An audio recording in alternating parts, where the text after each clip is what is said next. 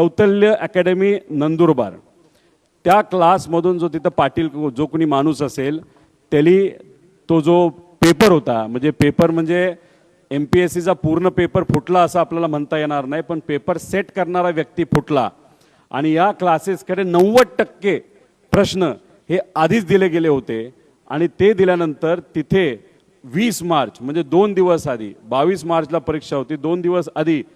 तो परीक्षार्थी उमेदवाराच्या मोबाईलवर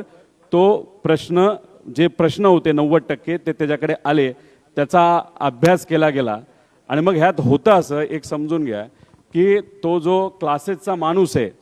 तो त्या उमेदवारांना पैशांचा ॲडव्हान्स दिल्यानंतर पैसे दिल्यानंतर व्हॉट्सॲपवर सगळ्या गोष्टी पाठवायच्या आणि 2-3 मिनिटानंतर तो डिलीट फॉर ऑल करून टाकायचा। यात झालं असतं एका उमेदवाराने ते सगळे डाउनलोड झाले आणि फक्त आपल्याकडे पुरावा असावा म्हणून मित्राला ते सगळे पुरावे त्या ठिकाणी पाठवले, त्यामुळे तिथे पुरावे हे आपल्या हातामध्ये आता लागलेले आहेत।